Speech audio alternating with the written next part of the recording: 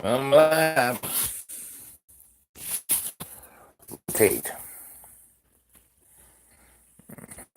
ish, sometime between 8 and 2 in the afternoon, and we try to go on around 7 p.m.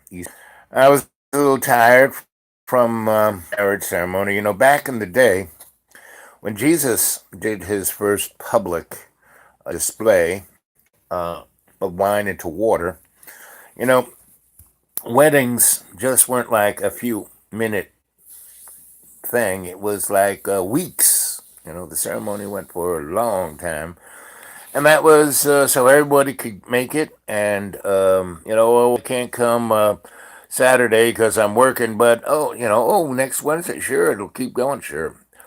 And that's how a wedding should be. Really should be there for a long time, right? It's like the longer your wedding takes, the longer you're going to stay married, kind of. So, in my attitude towards weddings and any kind of ceremony, wedding in me, and basically, I would be celebrating it from the minute I decided to the end of time. So, and that's how it should go, right?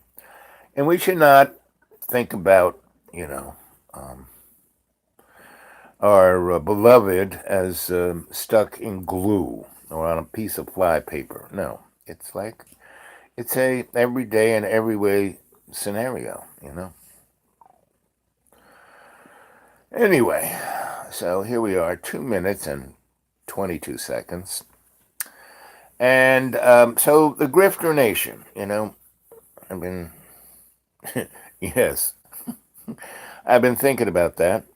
And, so it's petty, small thievery, right? And that's what our freaking nation is doing. Our whole, not just our nation, our planet, is because folks are doing this, grifting. And even though, let's say they're making billions of dollars, all the Silicon Valley guys, they're grifters because they didn't invent anything. They just packaged something. We want you to, represent this. Yeah, put on this hoodie. Stay thin and look like you don't have a clue, and we'll make you the CEO of one of the largest corporations on the planet, right? So we can basically enslave the world, and you'll be the poster child for that. You down for that? And because it's like, I mean, that clown, all of those platform people don't have a clue, and they're like, don't have a clue because they're not connected per se. Meaning, it's not like they're sensing all of their relations. It's not like they're in it. They're there for their own petty whatever. It's like I saw the Duck Dynasty. Every time I see that Duck Dynasty guy on, you know, his show I think is off the air, but Fox News brings him on as a pundit, to talk about political and social commentary. Really? And our fashion accoutrement, we're coming from the same place. And he and I both like hats, but and actually, I think it's pretty ridiculous that Fox News brings him on because it kind of shows the observer that Fox News doesn't know any more than this guy.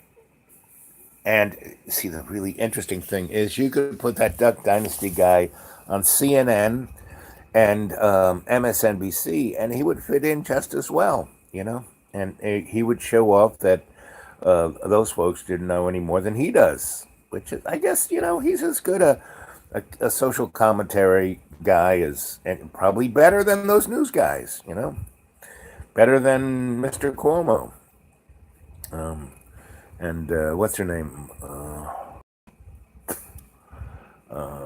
Rachel. Rachel. Anyway, so I watch, and that's our cultural sense is grifting. And it doesn't, you could be left or right, and they're grifters, Our whole Congress are grifters, you know, Donnie and Mikey, ask Mikey. They're grifters, How can Mike Pence be, such you know, um, a butthole shoe polisher, and he's a born again Christian, you know? Now, how can he be supporting, isn't there something in there you're not supposed to cheat on your wife in the Bible? Isn't there something in there? Anyway, so it's like everyone's a freaking grifter. Now, at least I tell everyone, don't listen, don't believe a word I say, I'm just on here, I'm grifting you, kids, Oh, see, I'm not a grifter because that whatever gratuities I get from you guys, it's more a symbol of your affection than me trying, like those guys. And the more thousands of dollars you can send to our nonprofit, and we will send you a prayer cloth. You just put that over the television, and your dreams will come true. Now, we don't do that here at Dreamy Dreamland with Sensei El Bob. No, we kind of try to give you guys a platform to chat, and I on the side. I'm telling a story here that kind of gets you thinking, and then you chat, and it's more than talking about a duck call or any kind of tribal propaganda. No, it's kind of how we all feel. I just put out the shamanic sense, before I start up the old push that button, go live, and try to bring forth a conversation amongst the community. Now, the one guy I really, of all my faves, is Jimmy Dore. Because, again, he's just a stand up comedian, and he basically tells us how he feels about X, Y, or Z. He brings out a lot of people to discuss and have a chat, and and he always makes me chuckle, which is a good sign, and I hope I'm helping all of the cadre to at least get a little chuckle, you know. And so everything, there isn't a single place that's a Grifter. Now, why I put up the 3 or so videos about the wedding the other day is that those folks weren't grifting, right? And especially the homeless guy singing his song. Did you guys see that? What did you guys think of that guy's song? Now, there's a guy, he's got severe problems, meaning,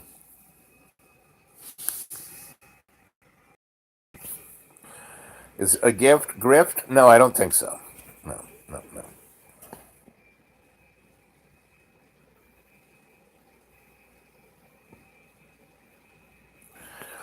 But, it's, I don't like to say that guy is a racist or a Nazi. you know, what that person is a person who has a personal opinion, right? Who's trying to tell you that's the way you should think, right? Now, I would guess that's a grift, right? I try my best not to do that, right? Try not to have a prejudicial point of view, and get you guys to think that's right, right? And again, I take great pride in that we're not a wrenched, platform, and that I allow everyone to say what they feel, and that's the beauty of the chorus is that you guys are all singing with your own beautiful voice, and I don't think a gift because whatever you guys send me, whether it's drawings or beautiful poems or you know, Canadian money I can't figure out how to spend. I see them more as affection, right? Whereas if I was Minister Larry, um, and going on about how I love those guys. The more money you send us, the more you're going to get rich. That prosperity kind of, and that's grift. You know, and because if you sent that Minister Larry money because you loved him and you were affectionate towards what he was doing and you liked it, well, I don't think that would be grift. But for him to promise you that you're going to become affluent by sending him money, not so much. That's a grift, right? And a lot of old folks have sent those guys, billions. Anyway, so I don't know if I can call this grift, but this is my new shoe from, you know, Medicaid or Medicare. I always can't figure out which I am, Medicaid or Medicare, which is for old people. But anyway, my last pair of those shoes, they took care of. When I got these, they wanted another $300. Oh, it's not carried. They're starting to come back.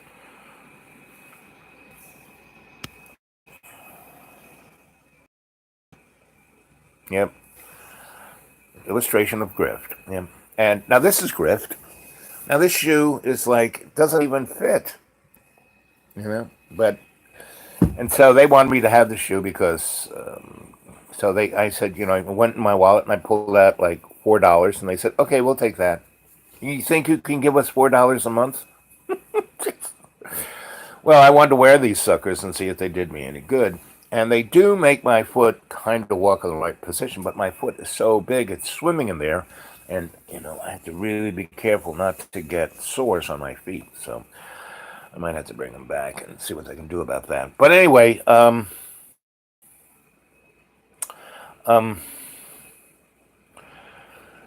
and so that's another part of, and we're defining the alternative aesthetic. And part of, where we have to come from for our alternative aesthetic is to illuminate grift in everything in our social logic society. Because grift is the thing that, brings forth racism and, utilization as the other as part of the grift. I mean, I would definitely have to say Donnie's whole thing about the wall and the bad hombres and all that, that's a grift, because if you look at the statistics, there are less people coming into America than ever. There's less this, more white people will be shooting you than the Hispanic, right? And the Hispanic that may or may not shoot you is, from a gang that was kind of manifested out of the dynamics of the 1980s wars in Central and South America that were all about drugs to fund, the breakaway civilization. I mean, there's the grift. I mean, there's all these things going on in our name, right? And all these wars, all these innocent people dying just so Boeing can make a crappy airliner that kills more people, right? And and I have to say, Boeing is a great company. I know a lot of people, back in the day, I still do know a lot of people who work there, and they try and do their best. But that is, not the corporate, not the business themselves, the people who work on the line, the people who work in research. No, it's the folks who are, watching the stock ticker, maxing out the profit. That's a problem. And then when every general kind of goes and becomes on the board Boeing and General Dynamics and all of the above, and then becomes Fox's and MSNB and CNN's pundits for war. We have to go and again find a different aesthetic, a different motivating factor. Well, again, I think the other night I was talking about this guy named Wellstone, or he was a senator. He was like one of the only true blue senators in our legislature in Washington, and he was always, he wasn't a Democrat or Republican. He was for the people, and he was a self-made millionaire. He wasn't making money there, and I think he was actually giving his salary back to the poor. But anyway, he was flying home, and his wife, his kids, his dog, all his staff was on the airplane, and it was coming in on the final, and his aircraft just fell out of the sky. And it was a beautiful day. And there was nothing wrong with anything, and the plane just went boom. And it's one of the only air crashes the NTSB has not given an official thing on, because they found that someone hit that aircraft coming in with a heavy duty microwave blast and fried every silicon chip in that plane. And because that plane was a what they call a glass panel, meaning it had no real gauges. Everything was on TV screens, and every control was all fly-by-wire. And so, aircraft used to have mechanical wires lifting the control surfaces, and has all little electronic things doing it. And when every chip got fried, the plane just fell out of the sky. And the 737M is an aircraft that, again, I mean, pretty much all aircraft today are glass paneled, but this one is that, and it has a lot of bells and whistles in it that if not all the settings are set correctly, you can have a problem. And I think that's what Donnie was going on. Airplanes are too complicated, Yeah, maybe we got to go back to the Wright brothers. No, sorry, Donnie. No. Bottom line is, if you're going to do this, you should not put out a product. See, the real problem is not so much the aircraft, not so much that it's too complicated. What it is, there's a process in aircraft sales called certification, right?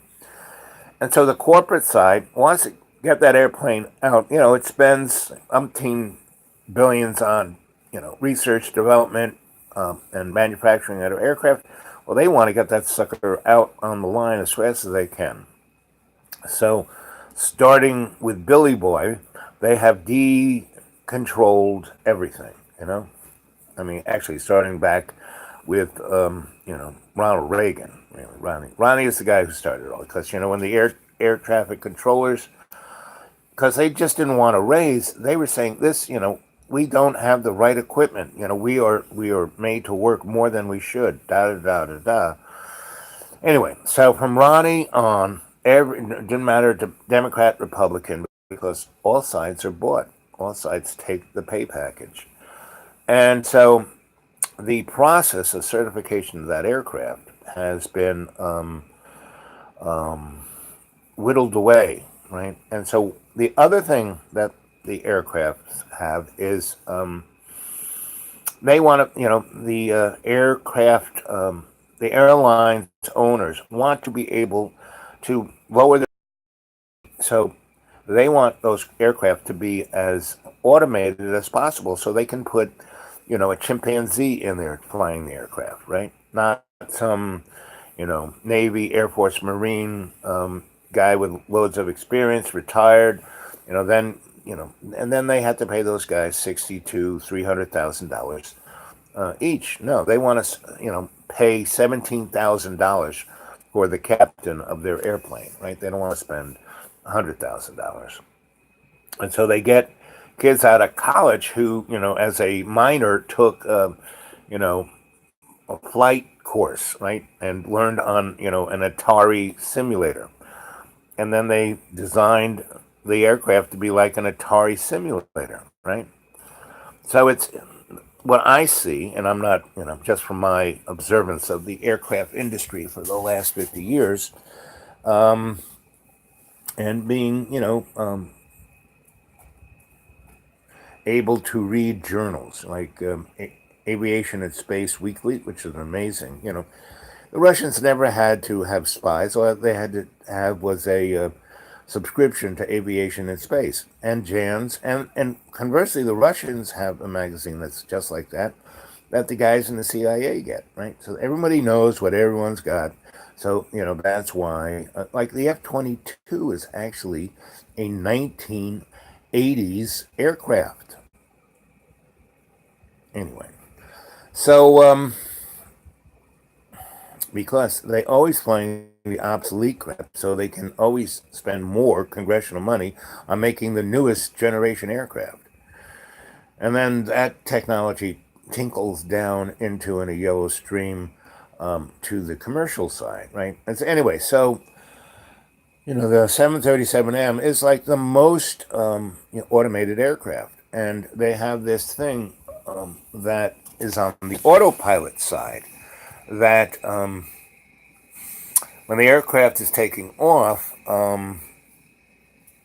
the pilot should be in charge, not the autopilot. But they have a software package in there that, the autopilot can take off and land the friggin' airplane without the pilot. And so those guys are like, the humans are basically lazy, so they just hit that switch. So there's a place, right? It's called transition, when you go from taking off to reaching altitude and then going into, cruise. And that is probably the most dangerous. That, and there's two transitions, taking off and landing. And those transitions are where most accidents happen. Morons took off and put it into total autopilot mode. And it was, just a few miles past the end of the runway when they started having problems.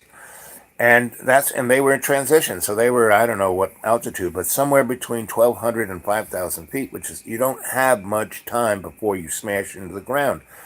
So if there's something going wrong, and what was going on was they're taking off and the sucker is nosing down, meaning somewhere within the software package of the airplane, it was saying, we're going to stall. So what do you do to get rid of a stall? You don't pull up.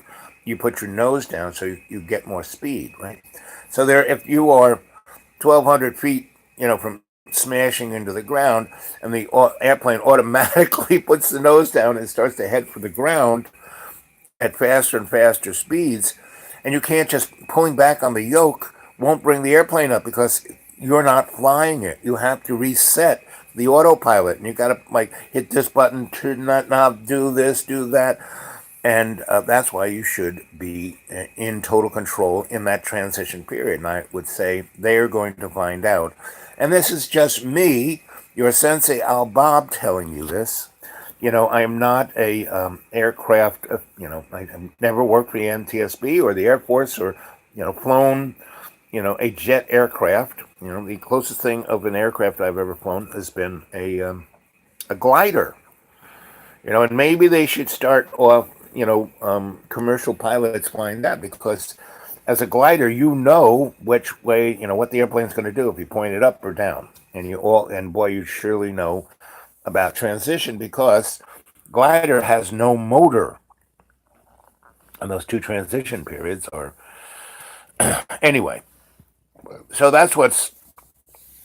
I don't think the airplane got hacked. Not to say that it couldn't, because Senator Wellstone's aircraft crash is a total thing. And also John, when he went into the drink, and the aircraft he was flying it's a turboprop, had every bell and whistle in it. And basically what happened to him was he was flying upside down and he was disoriented. So I would say someone definitely screwed with his airplane, right? So he was taken out too. Because John was had this attitude, from growing up that he was going to get the guys who got his dad, right? And he was going to be the better um, version. You know, he was going to be JFK because he was JFK, right? Um, he was going to be JFK 2.0, right? And he was going to do all the stuff that his dad was going to do, but got whacked. So they whacked him before he could even get hands down, right? They could have run anybody against him, and JFK, John would have won. Well, they'd have to have that little poster as him and this little Buster Brown, saluting his dad. Just put that poster up everywhere. He would have been it. So this is the grifter civilization that we're in, right? And we have to live by example to show what that is. Good morning, research.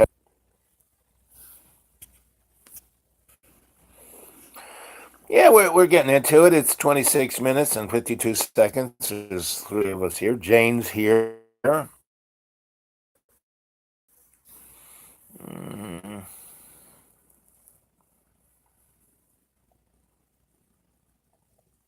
yeah. I mean, did you see the three little videos I put up? Us having dinner, the little shot of where they got married, and um, and the homeless guy singing that song. And he is really a picture of what a grifter isn't. You know, you know, he was singing covers, and it was like came out of his heart.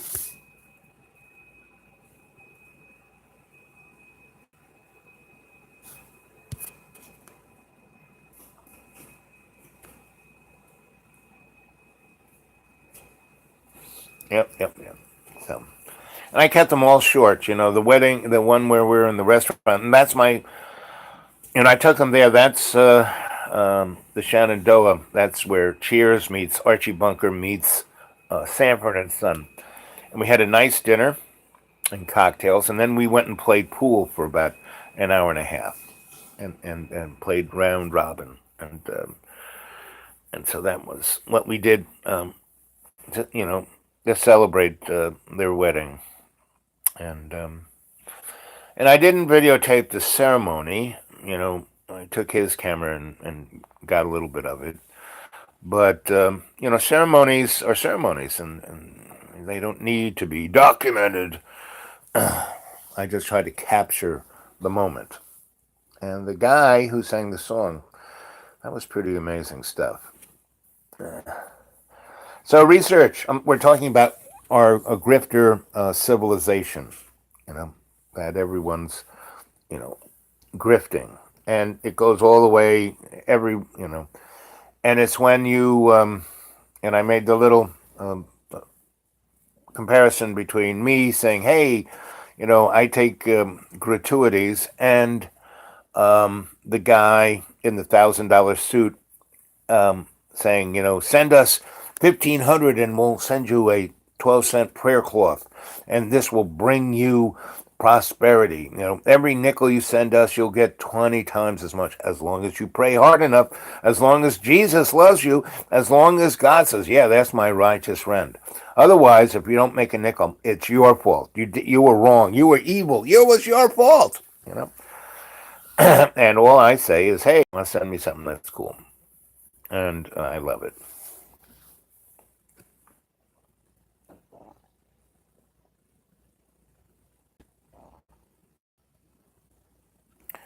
Yeah, 99.99. Yep.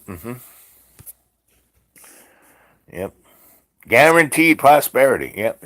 So that's grifting, right? And we were talking about the corporate grifting, and what is that? And it's like where the Air Force generals become, on the board of the military industrial complex, right?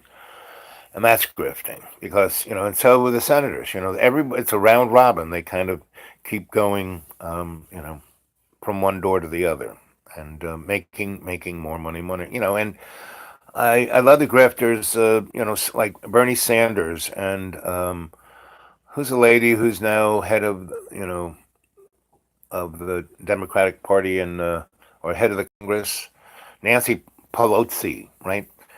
She was the middle class, daughter of middle class, right? And she went there, and she's now quite wealthy, millions and millions of dollars.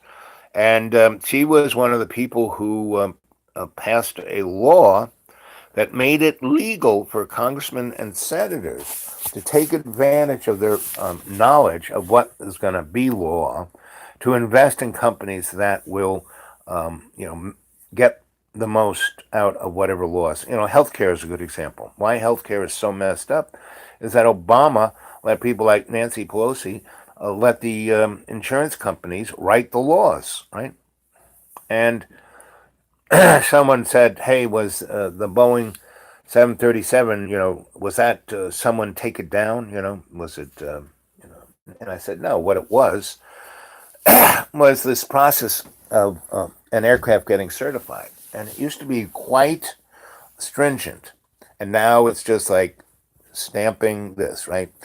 And the airlines want aircraft that are as automated as possible, and that 737 super automated. I mean, that airplane can take off and land without a pilot, right? And fly itself. And that's where they're going with that. And this little crash is going to, they're going to say, see, we got to get the pilot out of the loop. They're going to, dollar to donuts, they're going to find that the cause of this air crash was not Boeing's fault, but the pilot's fault, right? And the same thing, we are going to have automated driving, meaning no one in 5 years, hear me this, years, no one's going to have a car that they're driving themselves, right? Because A, they're going to take all those cars, like my car, off the road, right? And that'll force, 200 million people to buy a new car, and the automotive, and they'll all have to be made in America. And they'll all be made by robots, so it won't give anybody a job. And that will give Uber and Lyft. They're the people who own cars. You hit a little button on your phone, and the Uber and Lyft car will show up in 20 seconds, right, and take you to wherever you're going, right? And same. And first thing is going to be is trucks. They're going to get rid of because Volvo and Mack and all those people already got that truck. And it's going to be not diesel but electric, and it'll be like one big long train line on the interstate. And you thought truck traffic is bad. There's a great scene from one of the X-Men movies. I think it was the last one with who's the guy with the razor blades that come out of his hands. Hedgehog or whatever his name is. Anyway, and it's in the near future, and the professor is really old, and they have to find this girl who's going to change things for the better. And so they're driving, looking for her, and they're out there on a highway, and these gigantic trains of trucks go flying down our interstates, and if you're in their way, they just blast the horn, and they don't stop. They don't hit the brakes. They just they just run you over. And so that's where it's going to be. And I take 5 years, give or take, right? Might be quicker, it might be longer, but around that. But within everyone's lifetime, they're going to see no one owning a car. And for personal transportation, in China, they have this thing called, we have our credit ratings. They have a little tick on your social rating. You get enough ticks, you no longer can fly in an airplane. You got to take the train. Getting more ticks, you can't take that bullet train. You got to take the slow train where everyone's got chickens and livestock on the train. Get more ticks, you can't even ride a train anymore. You got to take a bus. More ticks, you got to ride a bicycle. More ticks, take bicycle. More ticks, they take your shoes away. And that's Spielberg's latest movie, or a movie, where everyone was wearing virtual reality and living on stacked up, crap V.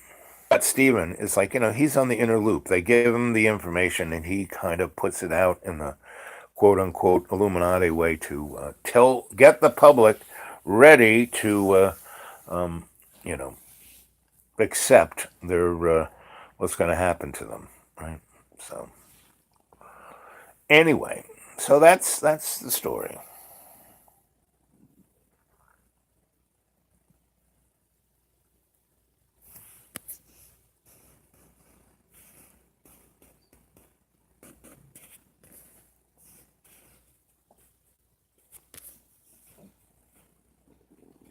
Yep. And the best way to fight that kind of stuff is if the public would respond with their wallets. I mean, that's why they want to, they passing these bills in Congress and in state legislatures that you can't do that to Israel, you know?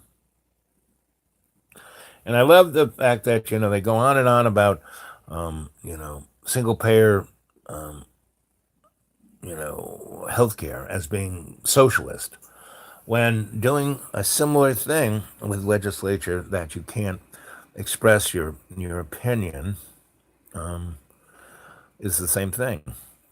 It's just, ow. And that the general public gets, and that's what grifting is. The public is as much responsible for grifters as the grifters themselves because they allow themselves. Because I remember in New York City, there's every kind of scam going on the street. This is way before the internet and social media at all. And and they'd always have these three card Monte where the guy would, woo woo woo, and you could pick the ace. People put money down, and if you could pick the ace, you'd get the money, and there would always be a plant in there, right? Every other 10th, woo woo woo, somebody would admit in the money, right? And so people put down more money, and that was part of the grift, part of the scam. And that's what's going down all around us.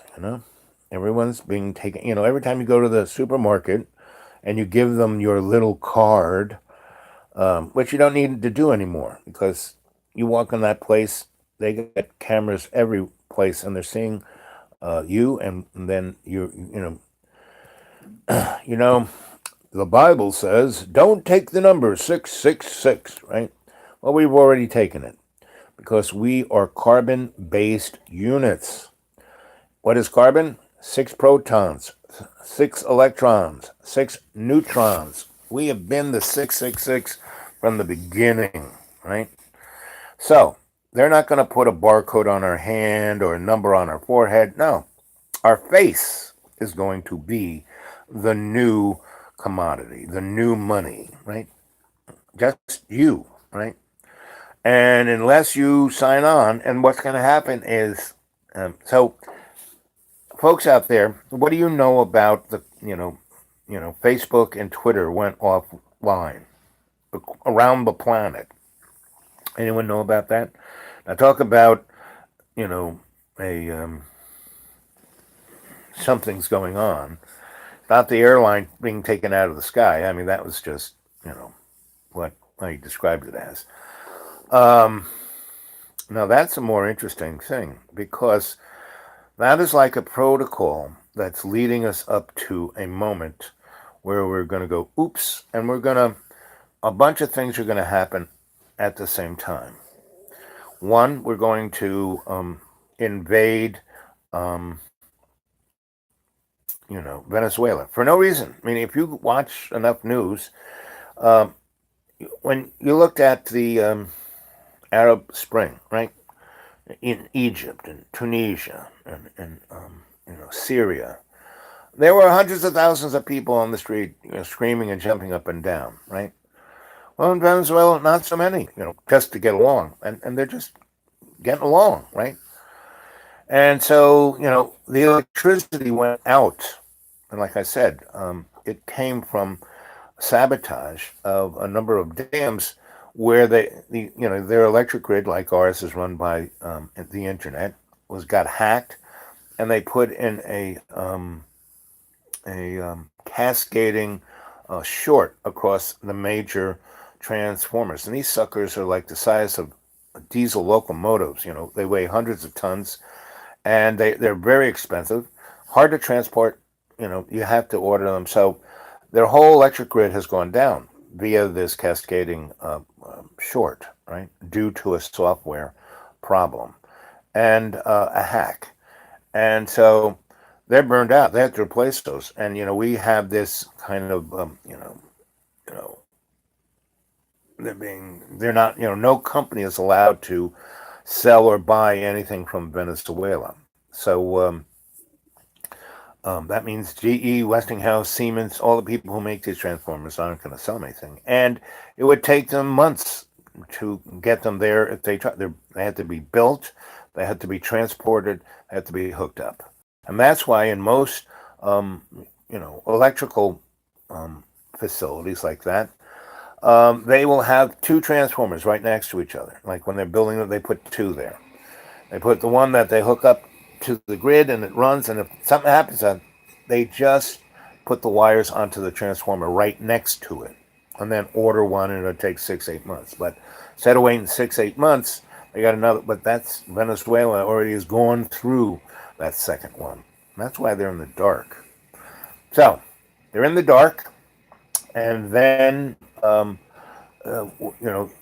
international brouhaha will say, "Oh, it's terrible. They can't even keep the electricity on," and they give some excuse to attack Venezuela.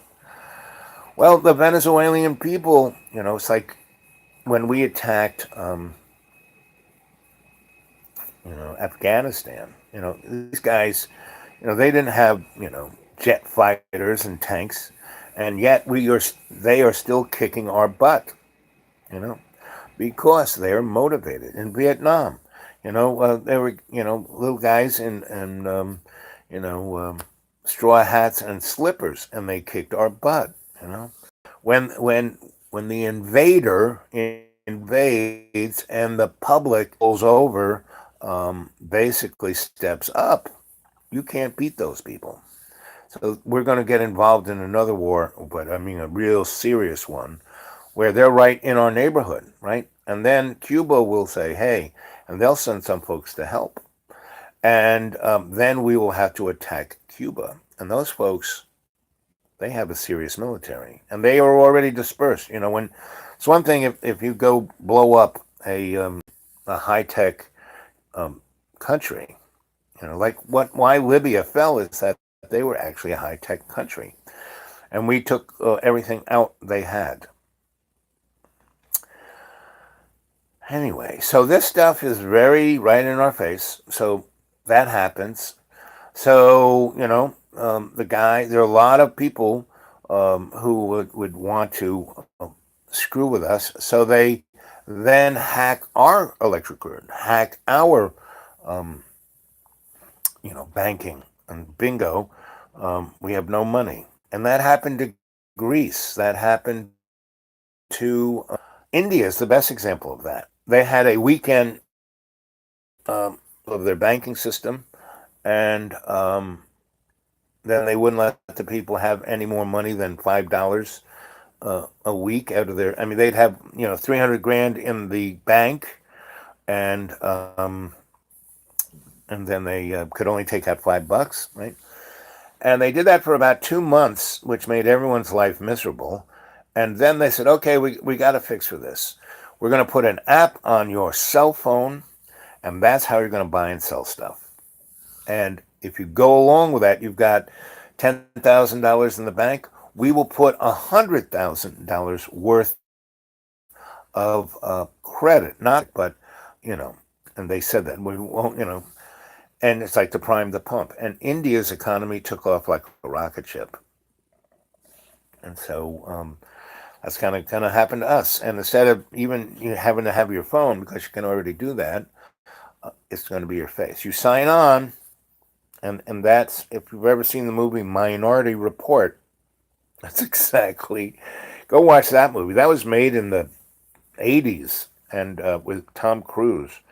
And there was a lot, I mean, they're going at it right now. They want to have the ability of the police to arrest you through your algorithm You haven't broken the law at all, but your algorithm says you're going to, right? No judge, no jury. They just come, throw the bag over your head, take you away. This is stuff that's already going on, but because in part is part of the grift. People are so distracted, So I was in the doctor's office getting these Frankenstein shoes and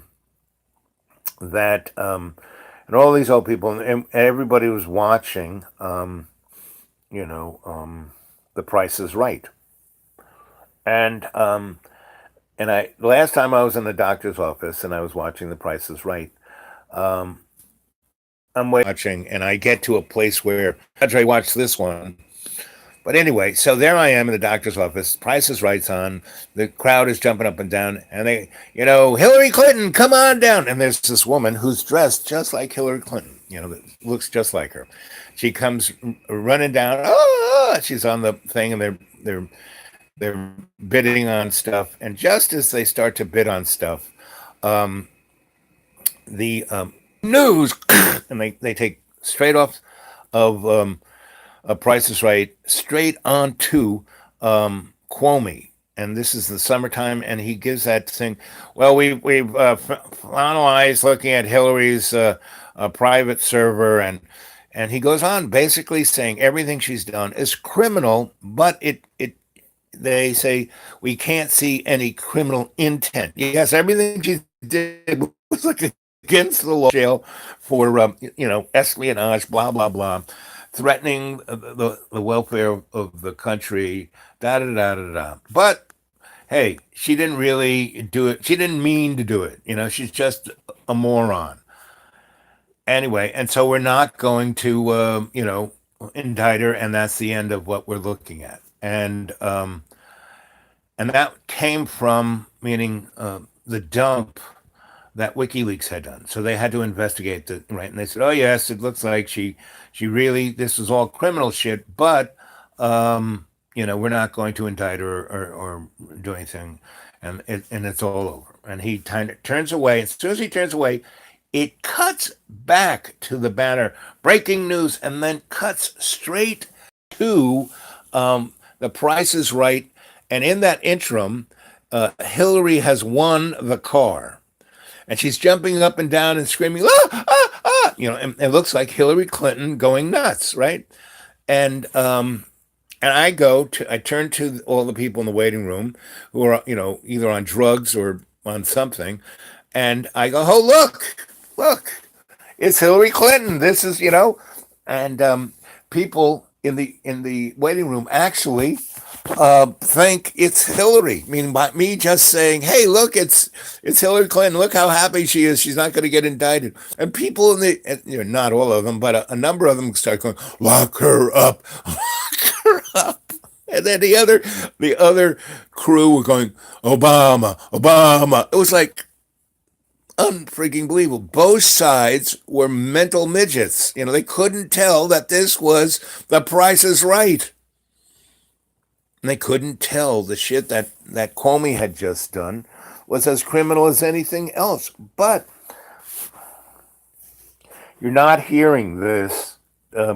Just this little story of the waiting room is more than you need to know that this is a grift. It's all a freaking grift. Okay, let's see what you guys are saying here. Uh,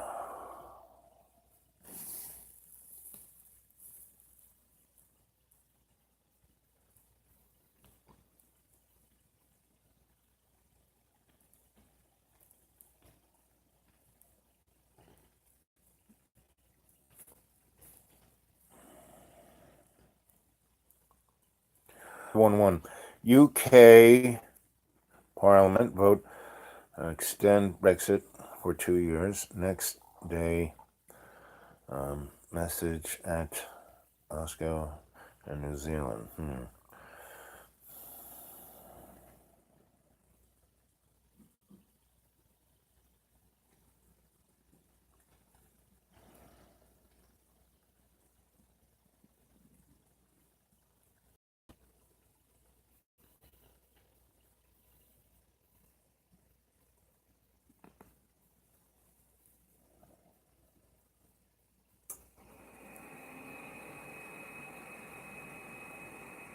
Yes, they want civil chaos. That's exactly the hidden hand. That's what it's about. They are fermenting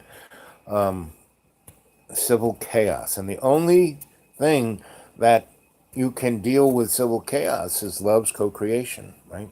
That's why one of the most important things we have to do, our next step, is to work on developing an alternative aesthetic to all of this. That's why I want to create the Humanities Artist Trust International. Humanities meaning all of us, not just white people, black people, men or women.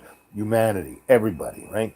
Artist trust. The only people you can trust is the artist in the first person. That savage, because it doesn't have an ideology. It doesn't have a preconceived agenda. It just wants to create love's co-creation, right?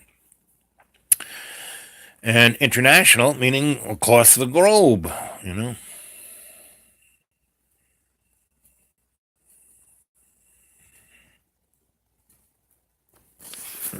Yep, this is all arcane black magic. It's all Babylonian money magic. You know, problem, action, solution. You want a certain outcome, you think of a problem, you know.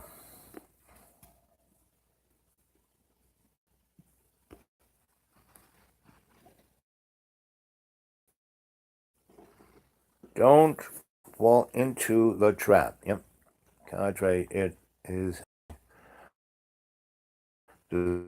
disaster. 89, be a little more specific. What's the disaster, Because to define a new alternative to the disaster, we kind of have to look at the disaster. Now, fear, if you want to put a one word on it, 89, fear. We are falling into the disaster of fear.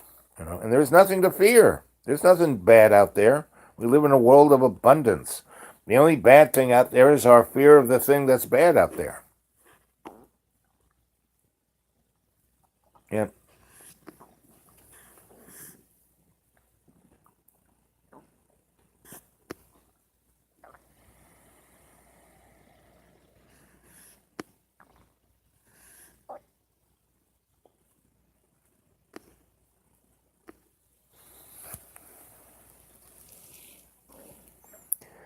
Yes, most people, it's pretty interesting how these horrific things happen, and the perpetrator usually gets shot by the police or shoots themselves, or if they, like Sirhan, can't remember anything except the girl in the dotted dress, And I'm sure that was his primer, the thing that set him off.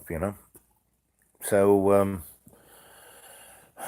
again, we have to develop an alternative aesthetic to all of this. Yes, I got all this stuff down, but it's been around for millennia. It's not like something new. This has been going on, since Mesopotamia, right?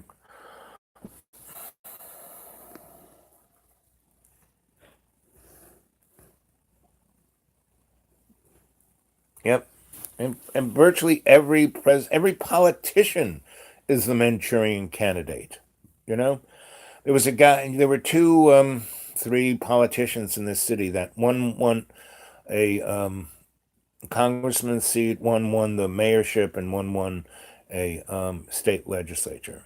And they were all pretty good people in their own way, right? But once they got in, they were different people. And I was kind of tight with two of them, and that I was a guy that they could talk to who gave them interesting ideas and wrote things for them to say and do that would make them look great. And so I always had their ear. And they always took me out to lunch and put a tank of gas in my car and stuff like that. And then they kind of got, put in because no one ran against them. They couldn't help but win, right? And once they were there, and then they were there for a year where I still had pretty good access to them. But, they stopped calling back. They stopped coming into the city and saying, "Hey, I'm going to be in the city. Why don't we go have lunch?" They stopped doing that.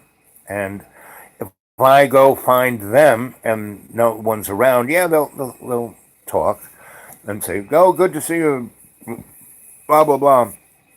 Here's something. Go get lunch. But they're now wearing, instead of the suit they got at Goodwill or at Walmart's, they're now wearing an Armani suit. They're, instead of driving that beater, they now have a Volvo or they have a chauffeur. And that's what happens. You know, and virtually every legislator is owned. We have the best legislators money can buy. So that means we can't. And I spent loads of time, within different movements. The environmental movement, the anti-nuclear movement, the poverty, getting, strengthening the social safety net, and it's been totally ripped apart since basically Ronald Reagan. Ronald Reagan got in. What was the first thing he did, along with trickle down economy? He started to cut all up to pay for the tax breaks for the rich. He cut social services. He cut the worst because he just went, and he closed all of the federal mental institutions that had maybe 2 point something million people in them, and he put them on the street, right? And so you got a bunch of crazy folk, who've been institutionalized their whole life. They don't know how to fit into the regular world, and they end up going into jail. So in the 80s, we had a spike of crime. And then we had Iran-Contra, which brought cocaine by the boatloads into our country. And then it was like a seesaw between heroin and cocaine. And it was heroin, cocaine, and big pharma drugs. And it destroyed, hollowed out the motif. And so all the fathers ended up in jail. So generations grew up without having fathers. And again, this hidden agenda is to cause total chaos. And back in the day, when was it? 2015 and 16. I was working at a church when I was still really sick and no one really wanted to hire me. And my skills as a negotiator was replaced by an app.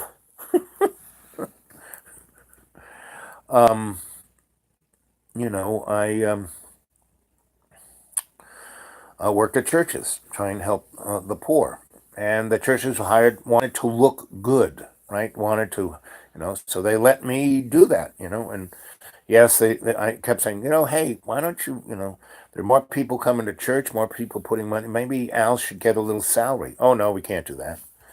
But they did let me use their facility. I did do some amazing things. We had the No Fear Cafe. We had Action Tuesday. I turned their sanctuaries into a place where people could make art, in theater and music, and brought people together. And we had a little carnival in the parking lot where people could come and bring their stuff and sell it and perform and juggle and all that kind of stuff. And that was really cool for about 8 months, right? Until I was making too much movement. When the churches were saying, well, yes, we have, before you showed up, we only had 40 people in our church, and now we have 500. But all of those people are black and Hispanic and poor. I said, yeah, but those are the people who need to be in your church. Oh, well, we wanted rich people, And the poor people were actually putting more money on the plate than the rich people were.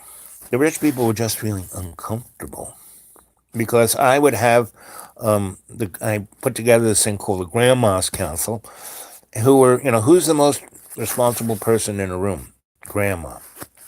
And I'd have them come, 40 minutes before church and sit around, places. And when the old rich people would come in, they would go sit next to them. How you doing? What's going on? How about it? To show those folks that they're human beings too, and that they had common things. And And even though they enjoyed, because these rich white people were living in their big houses all by themselves, their kids were gone, their this was gone, they had, nobody was talking to them.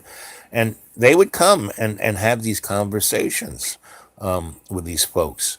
But they were getting more and more uncomfortable because the more they realized that these poor people of color, of every color, and also sexual orientation, were human beings, and they were seeing that they weren't the other, they weren't the evil. The reason my life sucks, it's not just because of these people, and that's the grift that the sock puppets and powers that shouldn't be are giving the public right now. That it's somebody else, your life sucks. It's somebody else's fault, and it's not even like when I would go up to the Nazi alt-right part of town and go hang out in their gas station coffee shop and talk to them. I wouldn't call them evil or terrible. I would identify with them and get them to identify with me, which took time, effort, but that place at that time made the best breakfast biscuit, right? And she made those biscuits from scratch, and it was great, right? And breakfast is my favorite meal, so I would go and have a couple of those biscuits and coffee. It was unlimited coffee, and talk to these guys and listen to them because no one listened to them. And and they were going on, it's the Hispanics, it's the this, it's the that, it's the those people. My life sucks. And I would say, no, you should really go look at the bank that redlined your neighborhood and then took your house away from you.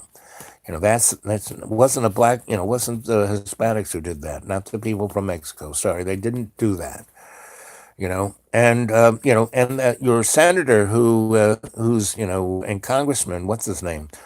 We've had some good luck, who basically took all your health care from you and dropped your Social Security, And, well, it is a entitlement. No, Social Security, sorry, buddy, it's not an entitlement. You paid into it. It was a scam. The powers that be took so much money from you, from your Social Security, and they gave you nothing in return. Right? You put in about $10 million, and you're getting about 300 a month. Right? Sorry, and they're cutting your health care so you will die sooner. And these are all like stuff right in front of people's face, and that's what a grift is. All this stuff is right in everyone's face. You know, it's truly an amazing scenario. So what have we been saying here? Yep, yep. The only way to fight fear is with love. Yep, and that's what I do. And wherever I go, whatever I talk to, I am constantly making them laugh, making them feel good, listening to them, and not telling them, you should believe this. No, I'm like listening to them, and then trying to bring in a little identification when they go, "Ooh, I never thought of that." Yeah, I'm gonna have to think about that, right? That's the platform I'm coming from. That's what I do here on Dreamy Dreamland with Sensei El Bob. Anyway, so I have to get up and walk, otherwise I'm going to turn to rust. And so it was good talking to y'all. So see you tonight. I'll try and do it around 7 p.m. To get in there on time. I started a little later last evening, and anyway. So I love you guys. You all have a good day, good night, sweet dreams, good breakfast, whatever, right? Okay. Anything else? Anything? And one of the so there are all these control mechanisms, advertisements, fear, MK Ultra, chemtrails. And those chemtrails are more about changing the weather, right? So, because the changing of the weather has more to do with the sun and certain frequencies that are generated from the inside of the planet out. And so those are a couple things you go do some homework on and see what is manipulating humanity the most, and what is the biggest fears, how am I going to pay my bills, You know, going on, white people go on and on about stuff that happened, 10, 20, 30, 40, 50 years ago. No, you know, I don't go on about what happened to me then. Pretty amazing. And maybe if you think about that amazing thing, you might get an insight. That's the only reason I'm a griot. I tell stories that way, right? Right. But I don't focus on the negatives. I don't focus about what happened just a nanosecond ago, unless I need to. I think sometimes I have to say, what happened here? Right? Was it what I said, how I said it, what I did? Should I have been doing this? Now I'll look at that. But to go, oh, it's that other person's fault, and for the rest of my life I'm gonna blame them. No, I'm going. So anyway, where are we now? Oh, well, 1 hour, 8 minutes, and 14 seconds. So I might go wait till it's one's across the board. That's a good synchronistic moment. There's Jane, and Dragon.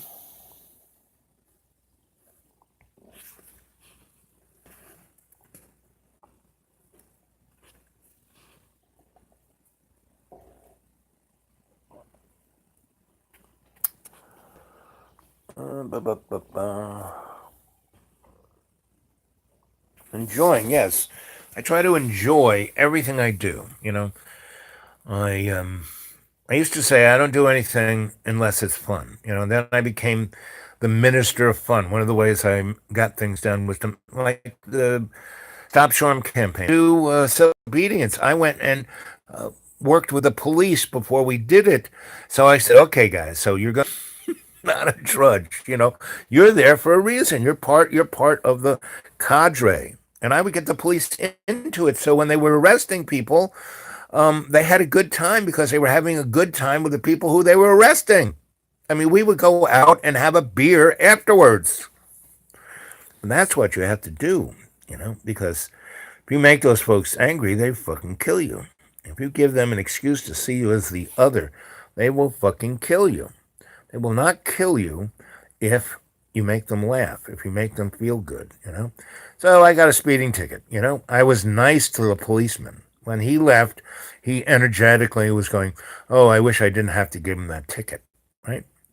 So I went to court, and before it, I kind of, you know, whenever I do anything, Aunt Gracie always taught me to do this. Go scope everything out. Always be there on time. Always, always, right? Always be open to the opportunity. So, first went there and I talked to the clerk. And the first time I went to the clerk's office, there was only one person, and there was nobody waiting online because everyone knew that no one would be at the clerk's office at this time. Me, I didn't know that. So I was there, and this was one person. And I said, excuse me, I want, and she goes, I don't do that. And it was like, huh? And I kept like trying to get her attention, and she just kept putting her finger up, like, leave me alone. And then I said, hey, put your palm up. And she's like, a good 20 yards away at the other office. And she puts her hand up, and I give her a cold reading, and she's like, nearly falls off the chair, gets up and walks up. How did you even see my palm? How could you tell me those things? I can't believe it. Well, because, I was doing my little Sensei Al Bob stuff, and when I tell people, let me look at your palm, that's the hook. Because their palm is like, a grifter, right? But what I'm grifting is for your well-being, not my well-being, your well-being, right? So I told her a whole bunch of stuff that she had been carrying for years. She started to cry. She wrote down, right? Anyway, then this guy walks in. She goes, Judge, come over here. Let this guy read your palm. Okay. And then he looks to her, goes, what are you talking about? And this guy, he goes, you never talk to anybody. You hate everybody. She goes, he's really great. He looks at me. She hates everyone. She even hates me, and I'm her boss. She was the head clerk. He was the head judge. Right? So I didn't ask anything about me. I just, was talking about them. And then the guy, we talked about theology. And he and I, so I'm going to lunch. You want lunch? And he took me out to lunch. Head judge, right? We went to the judgy kind of restaurant where all the upscale folk are. I would go to, the Texas Tavern where you can have a nice lunch for $1.39. He took me a place where it probably cost him $60 for my lunch. Anyway, and I ate a lot, and I took a lot home with me. So anyway, and I went back a couple more times and got fine tuned how I was going to deal with this. And I went in perfect timing. I was the last person online to plead guilty, and I just kind of walked in, right?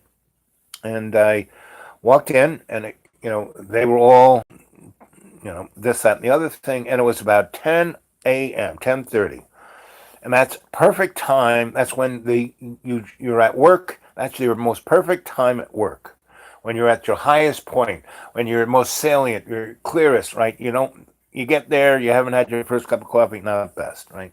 10:30, the best. Anything after lunch, forget about it. You never want to go in an operating room after lunch, right? 10:30. Anyway, so I go up and there's the head judge, the head clerk, and the policeman I was nice to. And I said, Your Honor, can I ask a question? And he goes, yes, sure, because he sees me. He doesn't say, oh, hi, Al. He just goes, sure. He's energetic, his physical evidence that I actually did this. And he goes, well, and then he says, officer, turns, and then the officer explains everything about how they figure it out, blah, blah, blah, blah, blah. And I said, well, is that actual objective or subjective and written down on a piece of paper, spat out by a machine or anything of that nature? And the police officer says, no, I don't.